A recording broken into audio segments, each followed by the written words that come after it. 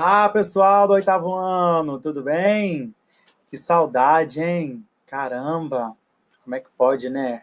É realmente quando a gente sente falta quando não tá junto mesmo, né? Óbvio. E aí, como a gente sabe que se encontra toda semana, acaba que não pensa nisso. Mas agora que a gente está sendo obrigado a ficar distante, a saudade aumenta, né? Mas nós estamos aqui com as nossas videoaulas para que a gente possa ficar mais pertinho dos outros. Eu estou aqui, ó, falando com vocês enquanto a gente vai explicando a matéria. E o conteúdo dessa unidade são os pronomes relativos em inglês. Tá? Nós vamos aprender 4 pronomes relativos: who, which, that e whose. Então a gente tem aqui ó, um textinho falando um pouquinho, né, dando uma contextualizada aí nos pronomes relativos. Vamos lá. Which is the smallest bone in the human body? Albert was about to win $500,000 on a quiz show when the presenter told him he had to answer 3 more questions to win the highest prize anybody had ever won, which was $1 million. Would you like to continue? Asked the presenter. Of course, Albert answered. The audience was completely silent. The presenter read the next question. Whose gold medal was stolen and later returned by a 60-year-old girl? Albert thought for a second and answered, Joe Jacoby. The presenter was astonished and said, You are correct, and promptly asked the next question. Which is the smallest bone in the human body? Albert thought for some seconds and said, Stapes, which is in the ear. Gobsmacked, the presenter looked toward the audience and said his answer was correct. He announced that the next question was for the prize of $1 million. Are you ready? Asked the presenter. Albert said, Yes, bring it on. The presenter asked, Which is the most common word in the English language? Albert looked at the odds and then said, Nowadays, Albert, who won the great prize, works for the quiz show company, making quiz questions which are used all over the world. E aí, hein? Pesquisem qual é a palavra mais comum na língua inglesa para poder achar a resposta que o Albert não falou. Então, aí aqui tem um vocabulário, né? Gobsmacked é surpreso. Stapes é o estribo, né? O nome do ossinho que tem dentro do ouvido. E os objetivos da nossa aula de hoje são compreender o que são e como são usados os pronomes relativos e utilizar os pronomes relativos em diversas situações. Então, vamos lá.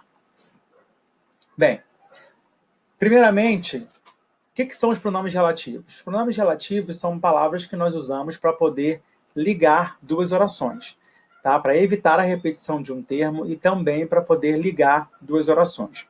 Os pronomes relativos, eles normalmente vão fazer referência ao termo que o antecede, tá? Então, olha aqui como é que estão os exemplos, ó. The cat is Persian. The cat loves jumping on the roof. Então, tenho duas frases onde a palavra the cat, ela se repete.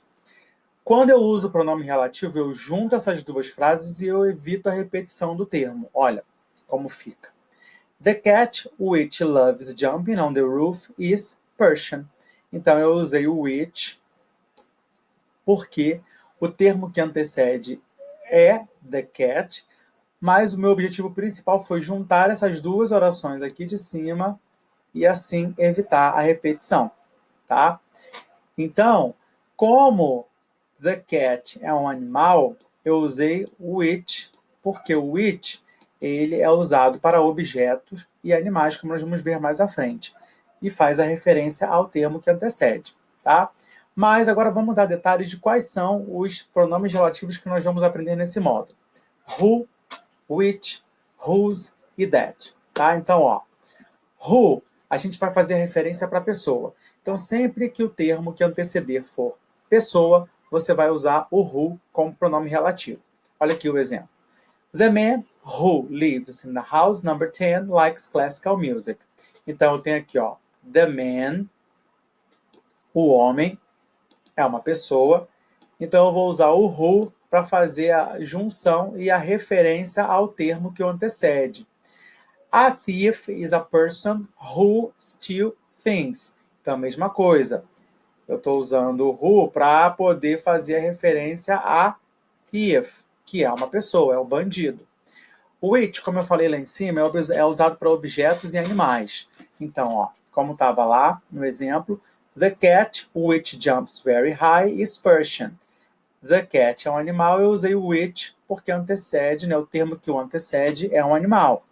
A helicopter is a machine which flies. Eu estou fazendo a referência a helicopter, que é um objeto. Por isso, eu usei which.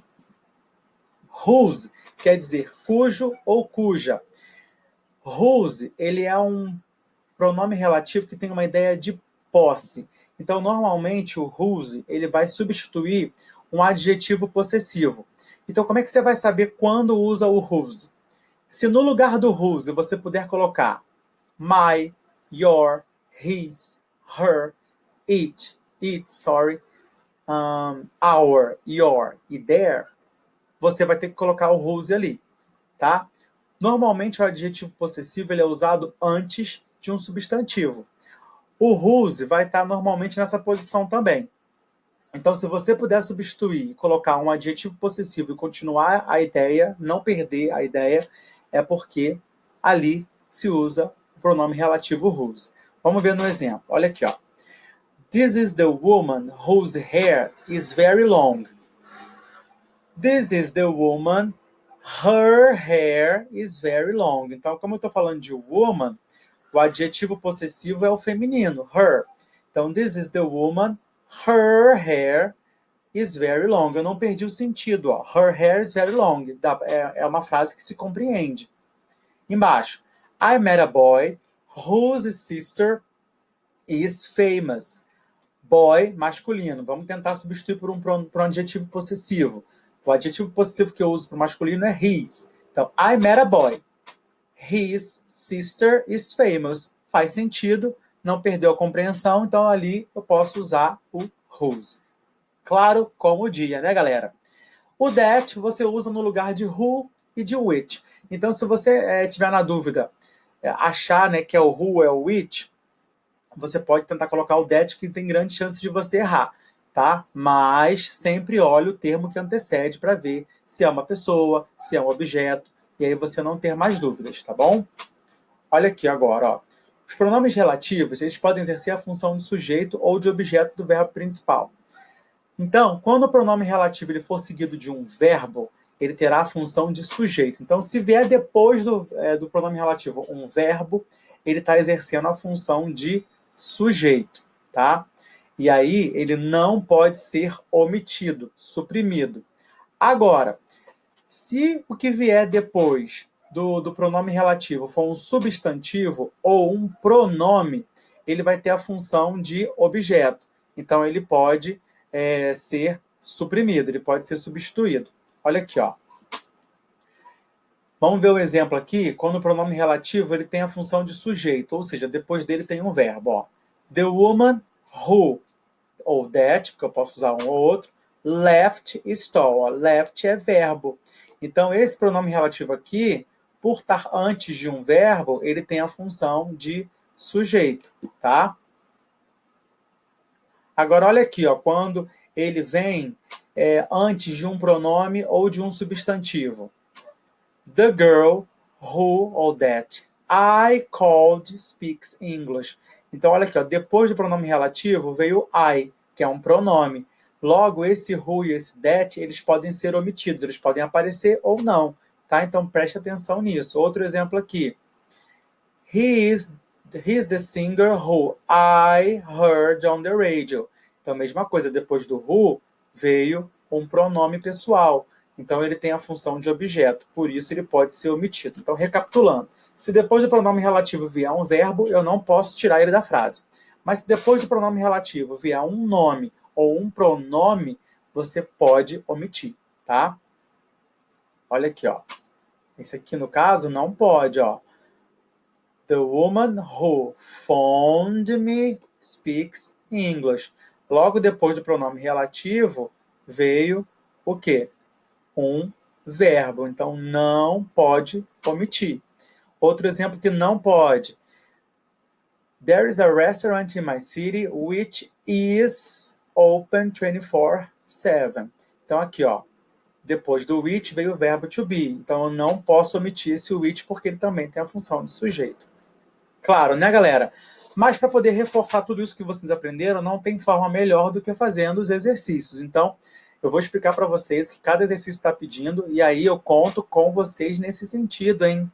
Tem que fazer os exercises, o grammar in context e o further practice. Não pode esquecer os 3 grupos de exercícios. No número 1, aqui vocês vão completar com who ou com which. Aqui, vocês vão olhar para as imagens e escrever frases com o who. E aí vocês podem soltar a imaginação, tá? Lá em cima tem um modelo. No number 3, vocês vão ligar as pessoas da caixa A com as descrições da caixa B. Vão colocar os verbos na forma correta e usar o pronome relativo para poder juntar essas duas informações. Aqui no number 4, vocês vão escolher a melhor resposta. No number 5 também. No grammar in context, vocês vão ligar as duas frases usando os pronomes relativos who, which, that ou whose, desculpa. Como a gente viu lá em cima como funciona. No number 2, você vai escrever, ok? Os who, that ou which para completar as frases. No number 3, todas essas frases aqui têm um erro. Você vai sublinhar esse erro e corrigir. No number 4, você vai ver nessas frases qual pronome relativo pode ser omitido ou não e vai circular. A gente acabou de ver isso agora, tá? Quando tem a função de sujeito e quando tem a função de objeto. Aqui no number 5, você vai escrever o final das frases e vai usar os pronomes relativos, então também pode usar a sua imaginação. E aqui no further practice, o número 1 está liberado. E no número 2, vocês vão ler essa carta aqui e vão completar os espaços com o pronome relativo correto. Presta sempre atenção ao termo que antecede para poder não errar. Beleza? Então é isso, pessoal. Foi muito bom estar com vocês aqui nessa videoaula de agora. E, por enquanto, nós vamos ficando por aqui, mas a gente se encontra na próxima videoaula, tá bom? Bye, bye!